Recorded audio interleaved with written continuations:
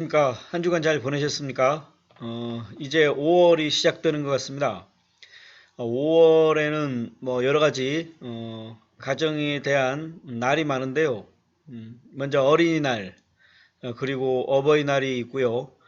그 다음에 성년의 날, 그리고 부부의 날 등 이렇게 함께하는 그러한 여러 이제 날들이 많이 있는 것 같습니다.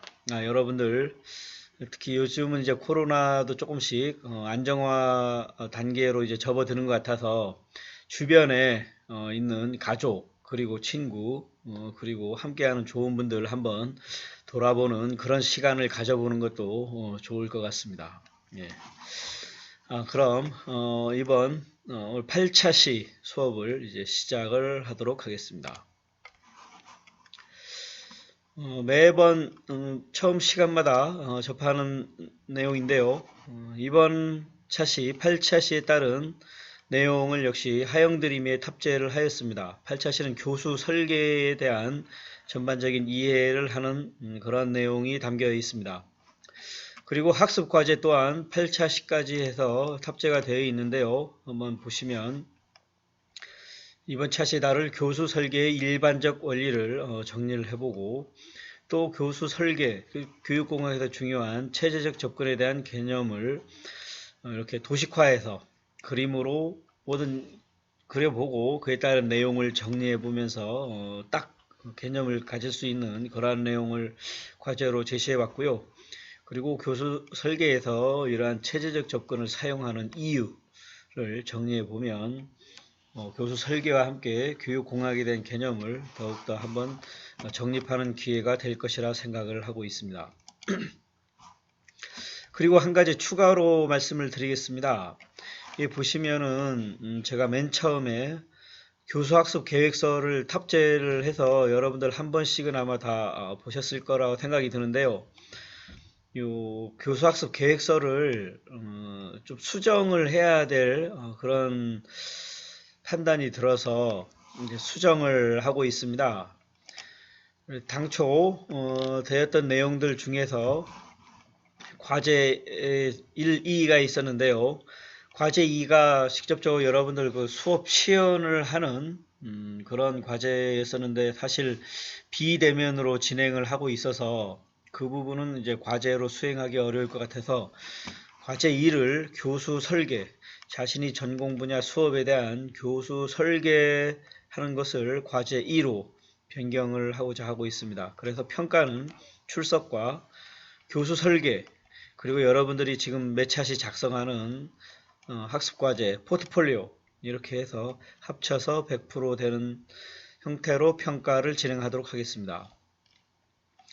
그리고 주차별 수업 계획에 있어서도 기존 교수 계획서에서 조금 변동이 되었습니다. 그래서 여러분들 지금 수정된 교수 계획서와 평가에 따른 내용을 확인하시고 그에 맞춰서 준비를 해 주실 것을 부탁을 드리겠습니다.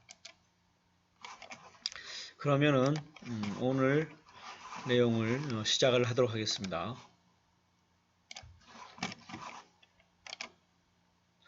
먼저 지난 시간에는 우리 7차시 교수 매체에 대해서 한번 살펴봤습니다. 매체라고 하면은 어떤 서로 연결해주는 매개체라고 생각을 할 수 있다고 했었죠. 그래서 무슨 소설 소나기에 보면 조약돌, 아니면 소나기 이런 게 될 수가 있고 수업 시간에 있어서는 뭐 선생님이 학생들하고 얘기할 때 활용하는 이런 멀티미디어 기자재 외에도 어떤 다양한 뭐 이야기거리 그리고 특정한 상황을 제시할 수 있는데 그 어떤 상황이 주어지면 어떤 생각, 창의력이 높아지는 경우가 있으니까 창의력을 높일 수 있는 상황을 제시한다든지 어떠한 뭐 책을, 유인물, 기타 등등 우리 말로 표현하는 언어 이런 부분도 다 매체이죠. 이러한 다양한 매체에 대해서 한번 살펴봤고 그 매체가 가지고 있는 특성 그리고 어떠한 장단점이 있는지를 살펴보았습니다.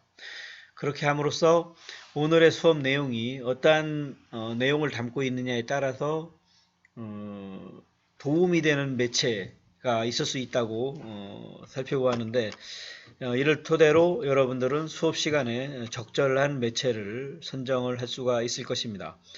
그래서 한 수업 시간에 하나의 매체로만 활용하기보다는 좀 다양한 매체 선정을 통해서 아이들의 어떤 그 학습 동기 유발이라든지 이해에 도움이 될 수 있도록 할 필요가 있고요. 더불어서 이제 4차 산업혁명 시대에는 학교를 넘어서서 다양한 형태의 교육이 존재를 하고 있습니다. 원격 수업까지. 이러한 경우에 어떤 미래형 교수 매체는 우리가 어떻게 활용할 것인가. 우리가 SNS라든지 이런 걸 활용한 수업도 많이 이루어지고 있는데, 사실 이러한 매체가 과거에는 단순한 도구적인 수단이었지만, 이제는 매체에 서로 쌍방향 소통이 된 부분이 데이터베이스가 되면서 이를 통해서 서로 성장을 하고 있는 실제 교수자의 역할을 하는 시대에 우리는 살고 있습니다. 그래서 우리는 이러한 미래형 교수 매체에 대해서도 어떤 자세를 갖춰야 되는지를 같이 살펴보았습니다.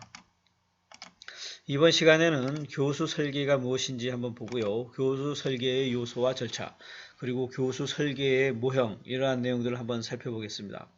그리고 다음 시간에는 실제 교수 설계의 어떤 사례 3가지를 살펴봄으로써 여러분들이 향후에 그 리포트로 제출할 교수 설계에 따른 오늘 내용과 다음 시간에 하는 교수 설계의 사례를 보시면은 여러분들 리포트를 작성하시는데 큰 어려움은 없을 것이라 생각을 하고 있습니다. 리포트 제출은 우리 학습과제 제출하는 그 시기까지 동일하게 준비를 해 주시면 되겠습니다. 그러면 오늘 수업 교수 설계로 시작을 하겠습니다. 교수 설계하면 들어보신 분도 있고 처음 접하는 분도 계실 텐데요. 교수 설계에서 교수를 빼면 어떤 단어가 되죠? 설계죠, 설계. 그래서 설계라고 생각하면 좀 그래도 들어본 단어가 될 것입니다. 우리가 집을 지을 때 설계를 하죠. 설계도가 있어야 집을 지을 수 있는 겁니다. 사실 이런 어떤 계획이라고 볼 수 있겠는데, 이 계획을 어떤 다양한 요소들이 어떻게 상호작용을 하고 어떤 그 과정, 시간 순서에 맞춰서 그 동작을 하는 게 좀 시행 과정마다 다를 수가 있는 것이죠. 그래서 뭐 이번 시간 뭐 조입에는 선생님이, 그리고 중간에서는 뭐 학생 아이들에게 뭐 경험치를 주고, 또 이해가 부족하면 그 다음에 어떤 매체를 통해서 어떠한 그 정확한 사실을 한번 인식을 시켜주고, 그 다음에는 또 학습자의 경험을 또 주고, 그 다음에 이제 교수자가 또 나와서 또 어떤 요점 정리를 하고, 그 다음 평가를 하고, 뭐 이렇게 보면은 수업 시간에 아까처럼 뭐 교사, 학생, 뭐 교육 내용, 그리고 뭐 평가라든지 뭐 교육 방법, 이런 것들이 다양한 요소들이 어떠한 시간에는 요 방법을 쓰고, 어떠한 시간에는 요 매체를 쓰고, 이런 것들을 아주 체계적으로 짜놓을 필요가 있겠는데, 그러한 계획을 구체적으로 세우는 과정을 우리는 설계라 한다, 이렇게 볼 수가 있겠습니다. 그래서 집을 지을 때 설계도와 같은 개념으로 보셔도 될 것 같습니다. 그럼 교수 설계를 왜 하느냐? 이것은 학습 성과를 달성하기 위한 최적의 수업 과정을 처방하기 위한 것입니다. 수업이 있으면 수업 목표 진술이 되겠죠. 그 다음 학습 과제가 나올 부분이고, 이를 통해서 아이들의 어떤 수업 학습 경험을 줄 것이고, 그 다음에 어떠한 수업 목표 달성, 학습 과제의 어떤 그 성취도를 보면서 수업 목표 달성이 됐는지를 확인하게 되겠는데, 이러한 과정, 최적의 수업 과정을 처방함으로써, 이게 교수에게 목표이죠. 함으로써 우리가 원하는 목표를 달성하고자 하는 것입니다. 그러면은 교수 설계의 기본 요건이라는 게 있을 수 있는데요. 교수 설계 원리에는 일단 현실적으로 이 부분이 사용 가능한 우리 아이들의 어떠한 그 현재의 어떤 학습자 진단을 토대로 과연 오늘 수업 내용을 하는데 어려움은 없는지, 이런 것들이 분석이 돼야 되겠죠. 그리고 어떠한 분석되어 있으면 그 내용에 대해서 좀 더 발전적인 어떤 창조적인 그러한 내용들이 포함이 되어야 교육은 어떠한 미래로의 의미 있는 변화 발전을 목표로 하는 것이기 때문에 창조성이 있어야 되겠고요. 그리고 이러한 내용은 논리적이고 체계져야 된다고 할 수 있겠습니다. 이거는 학습 과제에도 나와 있는 내용인데요. 체제라는 것이죠. 체제. 교수 설계와 체제적 접근. 이 체제적 접근은 우리 2차 시, 3차 시에서도 살짝 언급은 됐었습니다. 이 교육공학과 체제는 상당히 밀접한 연관이 있고요. 또 체제와 체계라는 단어가 또 다른데 우리가 서로 혼용하면서 쓰는 경우들이 좀 있죠. 먼저 체제를 한번 보겠습니다. 체제는 어떤 시스템이라는 거죠. 시스템 여러분들 많이 들어보셨죠? 시스템 어디서 혹시 들어보셨나요? 주로 어떤 뭐 컴퓨터 시스템 뭐 이런 데서 좀 접하지 않았을까 생각이 드는데요. 맞습니다. 그렇게 자기가 우리 본인이 많이 들었던 데에서부터 출발을 하면 이해가 쉬운 겁니다. 이게 컴퓨터 시스템을 보면 컴퓨터에는 뭐가 있을까? 일단은 크게 보면 입력 장치와 뭐 출력 장치가 있을 수 있고요. 뭐 그리고 그 어떤 처리 장치도 있죠. 처리 장치면은 기본적으로 뭡니까? CPU가 있는 것이고, 그리고 주기억 장치, 뭐 램이 있고, 뭐 보조기억 장치, 뭐 하드디스크가 있을 수 있고요. 그리고 뭐 주변 장치인 뭐 키보드, 마우스, 뭐 모니터 뭐 이런 부분들이 있죠. 그리고 컴퓨터 쓰는 사용자가 있고, 쓰려면 프로그램이 있어야 되겠죠. 그래서 컴퓨터 시스템이라고 하면 아까 제가 거론한 그것들이 다 포함이 되면서 서로 역동적으로 상호작용을 하는 그러한 유기체를 체제라고 합니다. 체제. 컴퓨터 시스템. 그래서 시스템이라고 얘기하는 부분에서 어떤 하나만 가지고 시스템이라는 얘기를 하진 않아요. 둘 이상이 돼야 되는 것이죠. 그래서 요소끼리 결합이 돼야 됩니다. 결합. 그러면서 이러한 예를 들어서 컴퓨터다 하면 컴퓨터가 잘 작동하려면 어떻게 해야 될 것인가? CPU만 좋다. 램, 주기억 장치가 메모리가 부족하면 잘 안 되잖아요. 좀 버벅대죠. 왜냐면은 전부 다 빠른 사람이 손을 잡고 뛰어야 되는데 100m 뛰는데 빠른 사람도 있고 느린 사람도 있고 아니 몸이 불편한 경우도 같이 손을 잡고 뛴다면은 전체적인 속도가 늦어지는 그러한 개념으로 이해하시면 됩니다. 그러면 메모리도 좋아야 되고 프로그램도 있어야 되겠죠. 프로그램이 없으면 자체 쓰지를 못하는 거기 때문에 그리고 사용자의 어떤 그 사용 스킬, 숙련도도 있어야 되는 부분들이고요. 그래서 이러한 개별 요소가 최대로 작동하도록 하기 위해서 우리는 체제적 접근이 필요한 것입니다. 그래서 요거를 우리 교수학습 상황으로 보면 수업 시간에 누가 있죠? 교수자, 학생, 수업 내용, 수업 방법, 그리고 교육 환경, 그리고 다양한 매체, 뭐 이러한 뭐 심리적인 아이들의 어떤 수업 동기 이런 것도 다 있을 수 있는데 이러한 요소들이 최대한 잘 작동하도록 우리는 교수 설계를 해야 되기 때문에 체제적 접근으로 우리가 교수 설계를 다가가는 것입니다. 그리고 체제적 접근이라는 것은 저가 살아가는 데에도 적용이 될 수 있는 겁니다. 우리 일상생활에서도 저가 요즘 잘 지내고 있을까를 본인이 생각을 할 수가 있겠죠. 아, 요즘 스트레스 받는 거 보니까 잘 못 지내는 것 같아. 그럼 어떻게 해야 되죠? 일단은 우리는 교육공학을 배웠으니까 교육정학, 교육공학, 이 체제적 접근을 통한 교수 설계를 통해서 스스로를 진단하고 저가 헤쳐나갈 수가 있습니다. 먼저 저가 있으면 저의 가족이 있으면 뭐 아내도 있고 뭐 자식들도 있고 예, 그리고 제 부모님도 있고 그리고 우리 형제자매들도 있고 그리고 제 친구도 있고 직장도 있고 여러 가지 그리고 뭐 저가 타는 뭐 차 뭐 이러한 여러 가지 가진 어떤 뭐 물리적인 재산 이런 것도 있을 수 있겠는데요. 이런 것들이 제가 요즘 잘 지내고 있느냐에 다 영향을 주는 요소입니다. 그래서 모든 곳이 나하고 잘 관계가 이루어진다면 저야 잘 지내고 있겠죠. 스트레스 받지 않고. 그런데 스트레스를 받는다. 그러면은 어느 요소에서 이게 잘 작동을 하지 않는 것이 분명합니다. 가정상에서의 어떤 불편한 상황이 있는다든지 아니면 직장이 그렇다든지 아니면 친구 관계 아니면은 뭐 기타 어떠한 요즘 내가 비전이 없어. 뭘 해야 될지 모르겠어. 그러한 본인의 어떤 미래에 대한 불안함 이런 거 다 있을 수 있는데 그러면 어디에 문제가 있느냐? 미래에 대한 불안함에 대해서는 본인이 역량을 강화하면서 조금씩 준비하다 보면 해결이 되는 부분이고 가족에 대해서는 서로 간에 기본적인 역할이라는 게 있는 것이죠. 역할을 보면서 그걸 잘 하고 있는지 상대방은 또 어떤지를 보면서 서로 대화를 통하면서 할 수 있는 부분들이 이렇게 어쨌든 문제 인식을 하고 방법을 찾아갈 수 있는데 이게 교수 수업 시간에도 똑같이 적용이 되기 때문에 그러니 교육공학에서 체제적 접근을 하는 것이고요. 그리고 체계라는 용어가 있는데 체계는 체제하고는 뭐 약간 공통되는 요소도 있지만 사실은 더 공통된 부분보다 각자의 어떤 의미적인 게 더 있죠.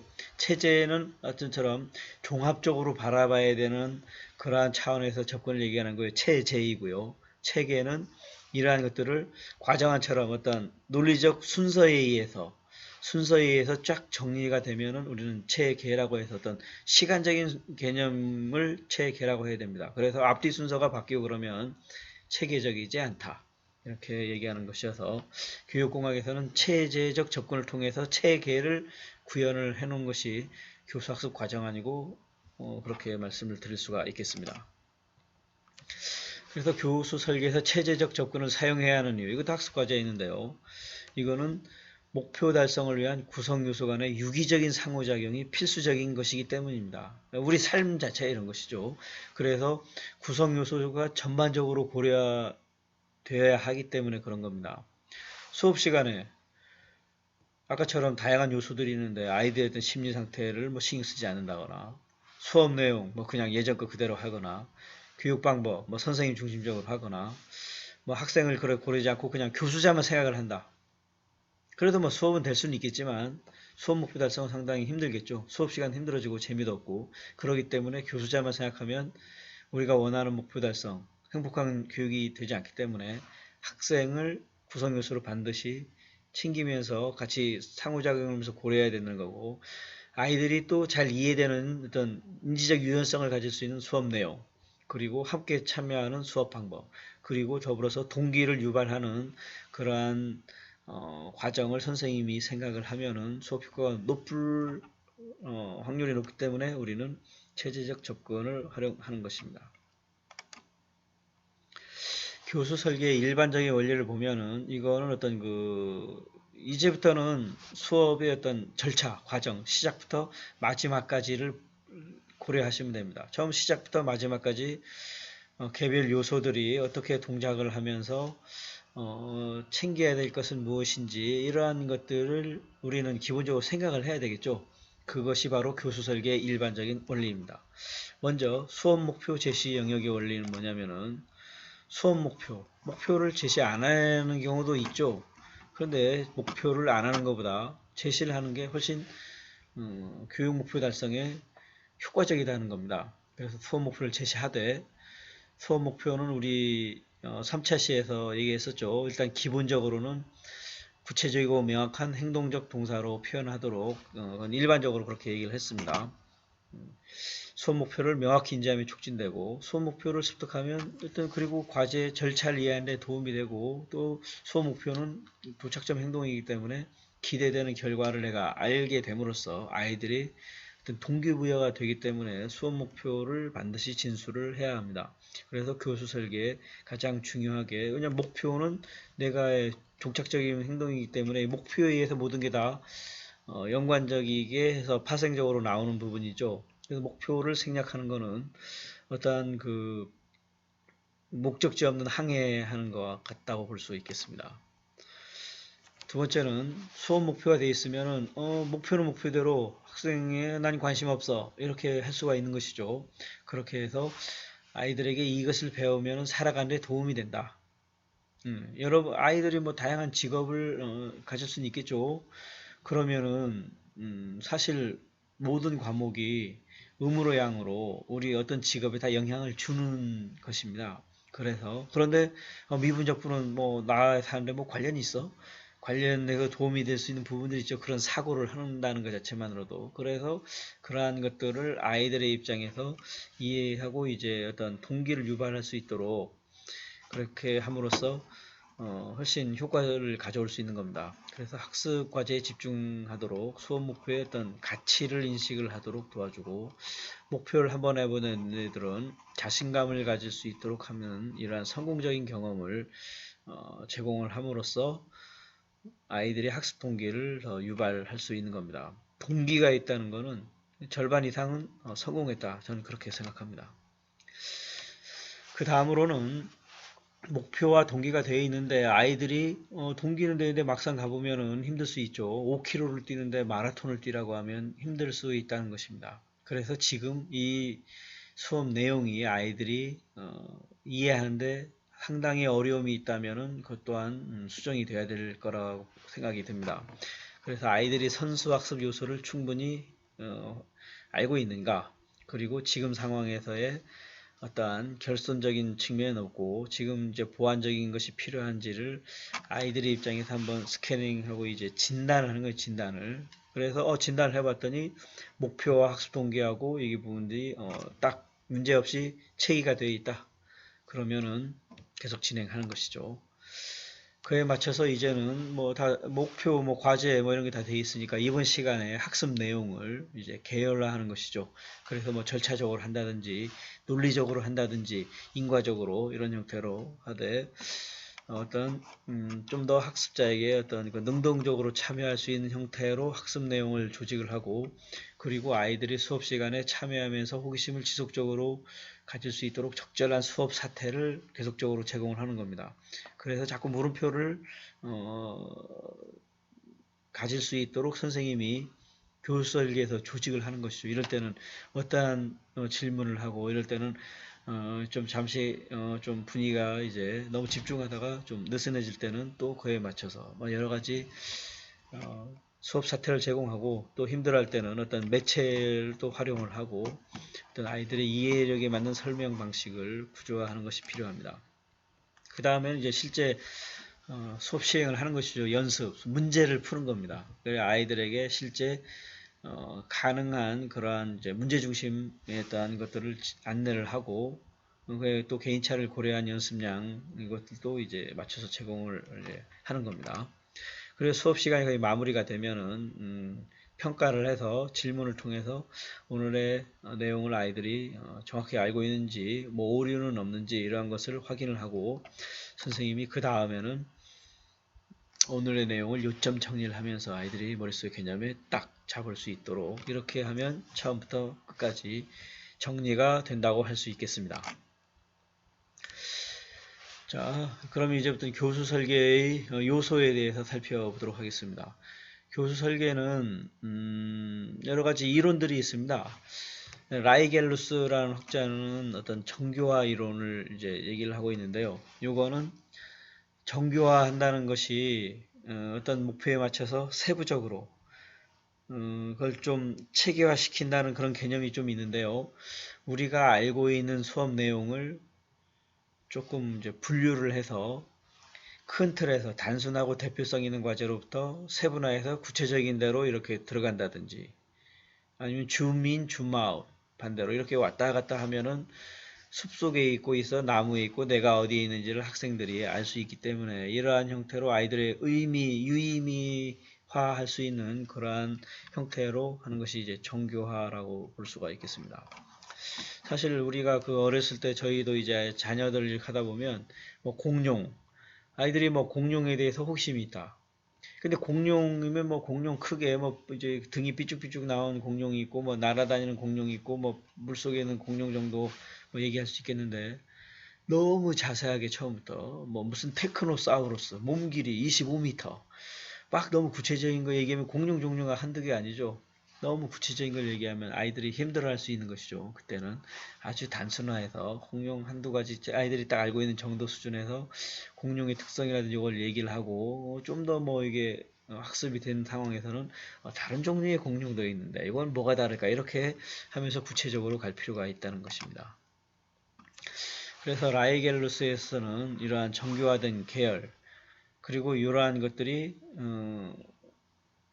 우리 아이들의 어떤 선수학습 능력, 지금 상황에서의 맞는지를 그거하고 연결을 시켜주는 겁니다. 연결을 짜임새 있게 해도 보니까 연결이 된다. 그러면은 오늘의 수업할 내용과 이제 자꾸 요약자라는 것은 이제 자꾸 이제 선을 연결해 주는 겁니다. 연결해 줌으로써 아이들이 우리 어떤 키워드를 딱 던진다.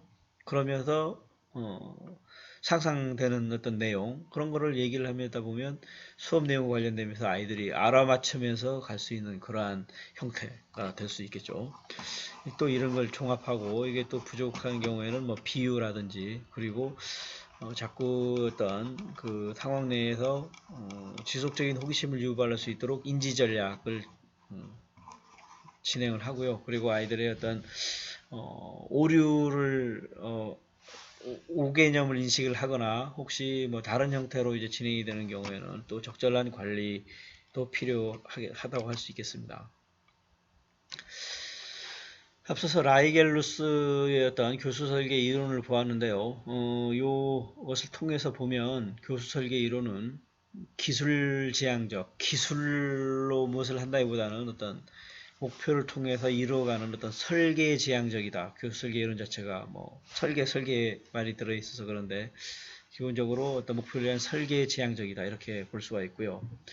어떤 교수 방법, 수업에서 내가 쓸 방법과 그리고 어떠한 상황에서의 아이들에게 이것을 방법을 쓸 것인지 수업 내용을 조직하고 이러한 것들을 구체화한 것이 교수 설계라 이렇게 할 수가 있겠습니다. 그리고 교수 설계 방법은 이것이 뭐 한 방법만 절대적인 것이 아니고요. 상황에 따라서 유연하게 적용될 수도 있다는 그런 특징을 가지고 있습니다. 그래서 교수 설계를 보면은 이러한 교수 상황은 어떤 수업 시간에 처해진 상황이죠. 처해진 상황이 오늘의 수업 내용과 학습자 특성, 학습 환경, 뭐 그리고 학습 성과 이러한 부분 교수 상황을 위해서 어떠한 교수 방법을 적용할 것인가 이러한 것이 기본적인 어떤 요소가 되는 것이죠. 이런 개별 요소들을 누가 교수, 학생, 뭐 매체 뭐 이러한 부분들이 있죠. 그러면 누가로 들어가게 되면은 이제 체제적 접근이 되는 것입니다. 이제 교수 상황, 수업 시간에 나오는 상황인데요. 먼저 학습 내용, 뭐 오늘의 수업 내용이 어떤 내용인가인 겁니다. 일단 역사라든지 이런 것처럼 과거의 사실을 기억하거나 이러한 내용이 될 수도 있고요. 사실을 확인하는, 그리고 어떤 오늘 내용이 어떤 관계에 대한 이해 혹은 어떤 실제 내가 우리가 어떤 원리를 적용을 하거나 문제를 풀이하거나 뭐 이런 등등 여러 가지 수업 내용이 다양한 내용이 있죠. 특히 어떤 과목에 따라서도 이런 게 상당히 많이 차이 나죠. 뭐 주요교과도 있고 뭐 사회과학도 있고 예체능도 뭐 다를 것인데요.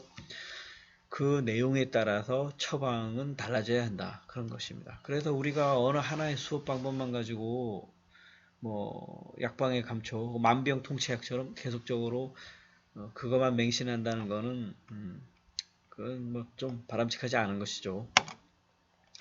두 번째는 학습자, 교수 상황이 결국은 수업 시간에 아이들을 위한 거기 때문에 아이들의 어떠한 선행지식, 학습 전략, 학습 동기가 다를 수 있기 때문에 그에 맞는 적합한 교수 방법이 서로 다르게 처방이 되어야 한다는 것입니다. 그리고 학습 환경도 뭐 소규모 학교, 아주 적은 뭐 거의 뭐 7명 이내의 학생을 뭐 수업을 하는 경우도 있고 30명 이상의 다인수 학생 학급에서 수업을 하는 경우도 있는데요. 그에 맞춰서 집단의 크기, 매체, 학습 자료의 구비 정도 등을 고려하면서 설계가 이루어져야 하겠습니다. 그리고 이러한 수업 설계에 따른 인력, 비용도 뭐 고려를 해야 되겠죠. 그래서 수업 시간에 아이들이 학생이 적은데 굳이 뭐 많은 100명의 학생이 있는 것처럼 어떤 전달식 수업을 할 필요는 없는 것이죠. 뭐 직접 뭐 바로 옆에 앉아서 뭐 거의 과외 수준인데 전달식으로 하는 건 안 돼. 그건 뭐 준도제식 수업을 해야 되는 부분이고. 그런데 학생 수가 아주 많은데 옆에서 뭐 소수 학생들만 이렇게 할 수도 없는 거기 때문에 그런 경우에는 부득이하게 어떠한 인지적 전략을 감안한 어떤 그 전달 형태의 수업이 될 수밖에 없는 그런 상황이 되는 겁니다. 그런 데는. 뭐 그렇다는 것이고요. 그리고 어떤 학습 성과는 뭐 이거 앞서서 다 얘기했던 겁니다. 오늘 수업이 어떤 효과적으로 잘 달성되어 있느냐, 오늘 수업을 받기 전, 받은 후 이 내용을 이해를 하는 그런 유의미한 시간이 되었는가. 오늘 우리 시간이라고 보면 교수 설계에 대한 내용을 어느 정도 알게 되었는가. 시간이 끝나고 동영상을 들었는데도 이해가 안 되면 뭐 다시 봐야겠죠. 왜냐하면은 효과가 없는 것이기 때문에. 효과는 그렇게 약간 이분법적인 그런 차원에서 접근인 것이고요. 똑같이 효과처럼 이해는 되는데 도대체 어느 만큼 이해된 것인가? 그거는 뭐 차이가 있을 수 있는 것이죠. 그리고 더 많은 학생, 그리고 더 적은 시간, 이런 것처럼 차이가 있을 수 있었는데 어떤 투입량 대비해서 더 많은 효과를 낸다 하면은 더 효율적이다는 것이죠. 그래서 효과적이면서 효율적인 것이 돼야 되는 것이죠. 그리고 얼마나 의미 있는 매력적인 것이었는가, 이런 게 있습니다. 그리고 뭐 교육 방법에는 뭐 조직 전략, 뭐 조달 전략, 관리 전략 등이 있는데요. 이거는 뭐 조직은 그야말로 수업 내용을 어떻게 연결을 지을 것인가, 뭐 사실 관련된 것은 주로 정의 같은 내용들을 제시를 하면서 이러한 내용들을 뭐 기억을 하도록 할 것인가, 사례 제시를 통하면서 이거에 따른 어떤 문제점이라든지 혹은 어떤 내용 요약, 그리고 이거에 따른 뭐 시사하는 바를 얘기하도록 할 것인가, 아니면은 뭐 수학 문제처럼 이제 뭐 연습, 예체능 뭐 이렇게 악기 이렇게 연습 그런 형태로 조직을 하는 것인지, 이러한 수업 내용에 따른 조직이 돼야 되고요. 조직이 되면은 그에 따른 조달, 이게 끌어가는 수업 방법이죠. 다양한 수업 방법, 뭐 교수자 중심적인 수업 방법, 학습자 중심적인 수업 방법, 크게 이렇게 나눌 수 있고요. 교수자 중심적이라도 뭐 인지적 도제 학습이나 유의미 학습법 이런 걸 통해서 상당히 그 어떤 그 인과적인 내용들을 통하면서 아이들에게 도움이 훨씬 어떤 동기부여가 높고 이해가 높은 형태로 갈 수 있는 그런 방법이 또 있고요. 학습자 중심 방법이라 하더라도 거기 내에서도 이제 뭐 합동학습부터 거꾸로 수업이라든지 액션러닝이라든지 많이 있죠. 그런 뭐 원격 수업도 있고요. 그리고 이제 다 끝났으면 마지막에 관리는 이제 앞서서 학습 환경 뭐 그리고 뭐 학습자 특성, 성과, 뭐 내용 조직, 방법, 결국은 뭐 다 이렇게 해봤더니 과연 잘 되었느냐를 이제 지속적으로 관리를 해야 되죠. 우리는 관리를 안 하면 안 되는 거예요. 앞에서 아무리 잘 된 것처럼 하더라도 관리를 안 하면은 잘 되는지 아닌지는 모르겠어요. 본인이 주관적으로 뭐 잘 됐다 할 수 있는 것이죠. 집에도 관리를 안 하면 누수 될 수도 있잖아요. 그리고 옆에 뭐 도배지도 이렇게 곰팡이도 필 수도 있는 것이고요. 친구 간에서도 서로 관심을 두는 것이죠. 관리라는 것이. 관리, 그러면서 평가를 하는 거기 때문에 관리를 안 하면 친구 사이 멀어지고요. 부부 사이도 서로 소원해 줄 수 있고, 직장 내에서도 서로 잘 지내는데 어려움이 있을 수 있습니다. 그럼 우리 교육공학은 삶이 반영된 학문입니다. 저희는 일반적인 절차, 요소를 봤기 때문에 절차를 한번 보면은 기본적인 절차는 이렇습니다. 이거는 우리 2차 시에 배웠던 내용인데요. 분석, 설계, 개발, 적용, 평가. 분석, 설계, 개발, 여기 적용만 빠졌네요. 적용, 평가.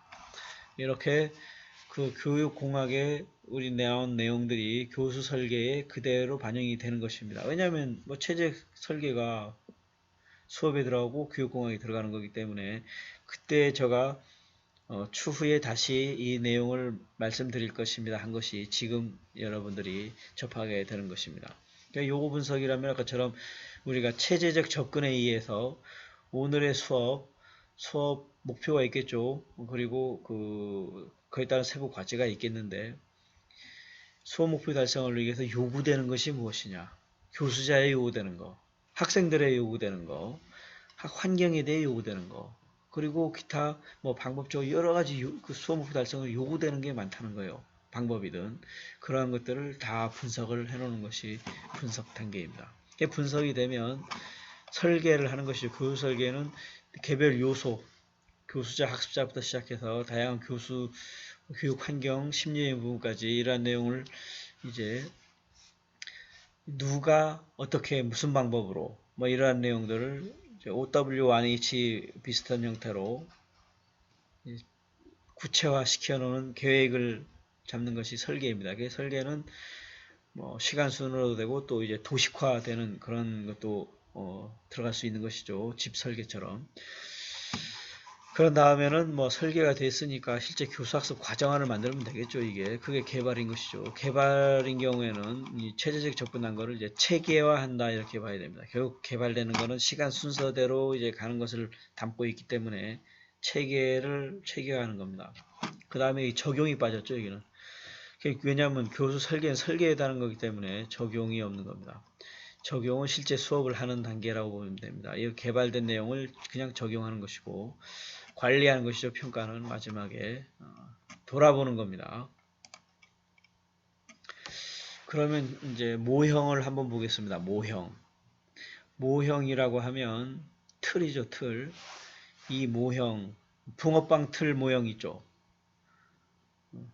그래서 붕어빵 틀에는 밥을 놓든 무엇을 놓든 딱 찍어서 나오면 뭡니까? 붕어빵 모양이 돼서 나오죠. 이런 게 모형이라는 겁니다. 모형. 그래서 이 모형 이대로 따라가게 되면은 결과는 아까 붕어빵 틀처럼 결과에 대한 담보를 해주는 게 모형입니다. 타일러의 합리적 교육과정 개발 모형 이렇게 나와 있는데요. 이러한 형태로 진행이 되면 교육과정, 합리적인 교육과정, 괜찮은 교육과정이 나온다 이거예요. 결과론적으로. 아까 모형이기 때문에. 그럼 이 과정은 어떤 과정인가? 이건 교육과정 개발 모형이기 때문에 교육과정을 개발하는 교수 설계 모형인 것입니다. 교육과정, 우리가 알고 있는 뭐 2015 개정교육과정 뭐 이런 게 있을 수 있겠는데 이거는 만약에 이거를 국가 수준의 교육과정으로 봅시다. 교육과정은 뭐 국가 수준으로 볼 수 있고 지역 수준으로 볼 수 있고 일개 과목 수준으로 볼 수 있고 또 내려오면 이번 차시에 교육과정 수업 목표 이런 것들이 나올 수 있는 것이죠. 이걸 수준을 계속해서 키우다 보면 교육부 국가에서 하는 국가 수준의 교육과정이 나올 수 있는데 일단 교육을 통해서 어떤 인재를 만들 것이냐 이런 생각을 해볼 수가 있겠죠. 우리 아이들이 결과적으로 어떻게 성장을 했으면 좋겠는가 그러한 목표를 두고 그 다음에 우리 아이들 학습자를 한번 보는 겁니다. 학습자 보면 뭐 초중고가 뭐 다 있겠죠. 그리고 교육 전문가 그리고 사회 연구 이런 거를 통해서 우리 아이 성장 최종 목표가 이거인데 우리 아이 현재가 있고 그 우리의 어떤 사회에 가지고 있는 자원 뭐 이런 게 있을 수 있잖아요. 다양한 자원들 뭐 이런 것을 통해서 임시적 목표를 만드는 겁니다. 우리 아이들을 위한 목표. 그래서 아이들이 성장을 하면서 우리 홍익인간이라는 목표가 있는데 널리 인간을 이롭게 하는 그러면서 멋지게 행복하게 살아가는 사람을 만드는 게 목표다. 그러려고 했더니 뭐 좀 배워야 되겠다. 그래서 교과 전문가 보니까 우리가 알고 있는 국영수부터 사회도 배워야 되고 자연도 필요하고 비교과 영역도 다 필요한 거예요. 이런 것들을 이런 다양한 자원 누굴 통해서 지역사회, 학교, 뭐 교사, 뭐 다양한 인적 물적 자원들이 다 있는 것이죠. 통해서 우리를 아이들의 어떤 목표를 만들어 놓은 겁니다. 그러면은 또 교육 철학적인 측면에서 살펴보고 그리고 아이들이 학습 심리학적으로 보면은 그러면서 이제 목표를 좀 정선을 하는 것이죠. 그래서 딱 정립이 되면 이제부터는 실제적인 교육 과정이 여기서부터 나오는 겁니다.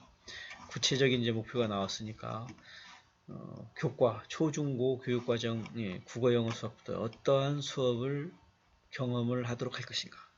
비교과, 뭐 봉사활동 뭐 이런 거 다 체험활동, 뭐 수학여행 뭐 다 있을 수 있겠는데 그리고 이러한 경험을 어떻게 조직을 할 것인가. 여기 보면 학습 경험 선택은 뭐 사고력, 정보 습득, 사회적 흥미, 태도 뭐 이렇게 있고요. 학습 경험은 뭐 계속성, 초중고, 계열성, 통합성 이런 걸 통하면서 진행하고 이제 초중고 뭐 학습 성과 평가 뭐 다 있죠. 중학교도 졸업하면서 고등학교 그리고 뭐 수능 시험 기타 등등까지 전부 이러한 형태로 갔었을 때 우리가 생각하는 그런 아이들의 성장을 괜찮은 우리 아이들이 뭐 생각하는 그런 모습으로 나올 수 있다. 이렇게 해서 개발한 모형인 것이죠. 그러니까 모형을 틀이라고 했으니까 처음에 어렸을 때 그냥 태어나서 우리 생명을 가지고 있는 한 뭐 5세의 아이다. 그런데 이러한 합리적 교육과정 개발 모형에 맞춰서 초중고 대학교까지를 본인이 즐겁게 그리고 뭔가 발전을 하면서 교육이 이루어진 경우에는 이를 통해서 성인이 되었을 때 행복하게 본인이 어떤 역량을 발휘하면서 널리 인간을 이롭게 하는 그런 삶을 살 수 있겠다. 그렇게 한 모형인 것이죠. 아까 좀 컸다고 하면은 이번에 디겐 캐리 모형도 좀 유명한 이제 교설계 모형인데 이건 좀 구체적인 개별 수업과 관련된 모형인 것입니다. 좀 자주 접할 수 있는 모형인데요. 먼저 교수 목표, 수업 목표를 맨 먼저 잡겠죠. 당연히 설계에서는 먼저 목표가 있고 목표에서부터 전부 파생되어 나오는 것이기 때문에 구체적으로 써야 되는 것입니다. 목표가 있으면 교수 목표, 교수자의 입장에서 그것을 이제 다시 한번 이제 살펴보는 것입니다. 그리고 교수 목표가 끝나면은 또 앞서서 얘기했던 게 좀 리바이벌 되는 측면이 있는데요. 학습자 분석을 통해서 학습자의 선수 기능, 학습자가 어떤 적성, 학습 양식, 동기, 태도 이런 거에 비해서 적절한지를 보는 것입니다. 그러면서 실제적인 이제 성취 목표가 나오는 것이죠. 개별 성취들. 이것도 수업 목표하고 뭐 약간 동일할 수 있는데요. 이거를 이제 좀 더 구체화시켜서 이제 한다고 볼 수가 있겠습니다. 그 다음에는 평가 문항을 개발하는 것인데요. 디긴 캐리 모형에서는 이게 좀 핵심적인 내용 중 하나입니다. 우리가 목표가 되면은 그 다음에 바로 내용 조직 이렇게 갈 수도 있겠지만 디긴 캐리 모형에서는 평가 검사 문항을 이제 바로 왜냐하면 목표가 있고 과제가 있으면 과제 그 하위 과제에 따른 거를 다 시험 문제 문항으로 다 만들어내는 것이죠. 그래서 문항을 다 학생들이 해결하면 그 내용은 안 것으로 이해가 될 수 있는 것이기 때문에 그렇습니다. 근데 저가 학교 다녔을 때는 수업 시간에 가르쳐주지 않은 내용을 중간고사, 기말고사로 출제하는 경우가 너무 많았어요. 그래서 뭐 시험 기간 돼서 시험 범위를 가르쳐 줬는데 수업 시간에 배운 뭐 영어 시험을 본다. 그러면 우리가 뭐 시사 영어, 동화 영어를 이제 2권을 배웠는데요. 5종 교과서에서 시험 범위가 되는 겁니다. 5종 교과서 뿐만이 아니고 보충 교재 그리고 또 뭐죠? EBS 교재 그렇게까지 해버리기 때문에 시험 범위 우리가 배운 거는 시사 영어와 동화 영어만 배웠는데 나머지 우리 5종 교과서에 있는 걸 거의 한 몇 배 이상의 분량을 또 시험 범위에 포함시키고 그리고 또 EBS도 상당 부분 그리고 뭐 보충 교재까지 해서 이것은 제가 지금 돌이켜서 생각해 보면 그 아주 안 좋은 것인 거죠. 그건 말도 안 되는 것이고 가르쳐 준 범위 내에서 우리가 다른 범위 내에서 우리가 회사에서 한 거에 대해서 목표를 세우고 그거에 대해 평가를 하고 우리가 뭐 개선의 부분 잘한 것은 무엇인가를 보는 것이 기본적인 것인데 일부러 그렇게 골탕 먹이는 것도 아니고 저는 분명히 지금 상황에서도 얘기하는데 그거는 해서는 안 되는 것이었습니다.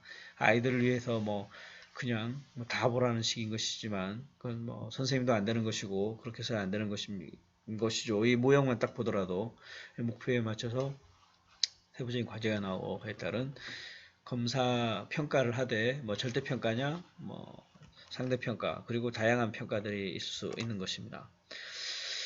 이제 목표와 평가까지 나오기 때문에 이제 뭐 어떤 방법으로 할 것인지 수업 전략, 수업 방법, 학습자 참여 이런 것들을 이제 하면 되겠고요. 이제 그러면은 이제 수업 과정안이 나오는 것이죠. 교수 프로그램이 나오고 끝났을 때 이제 그 형성 평가, 요약 이후에 평가 이건 매 차시마다 하는 평가죠. 질문이라든지 이걸 통해서 잘 활용이 됐는지, 내 수업 방법에 좀 개선할 점이 있는지 해봤더니 조금 이제 수정할 게 필요하더라 하면은 완료해서 이제 잘 반영을 하고 마지막 총괄 평가까지 가면 되겠습니다. 자, 여기에 들어갈 건 뭐죠? 문제. 아까 말씀드린 것처럼 목표 진술되고 성취 목표 진술 과제까지 된다면 평가 문항을 개발한다 했습니다. 이거하고 연관적이어야 되죠. 그래서 교수자가 다루지 않은 수업 범위에 포함되지 않은 것을 시험 문제로 출제해서는 절대 안 되겠습니다. 자, 오늘은 여기까지 해서 교수 설계에 대해 전체적인 이해를 살펴보았고요. 다음 시간에는 세부적인 교수 설계 사례를 여러분들하고 살펴볼 것입니다. 그 내용까지 보시면 여러분들은 여러분들 전공 분야에서 교수 설계 내용을 리포트로 작성을 할 수 있을 것이라 생각이 됩니다.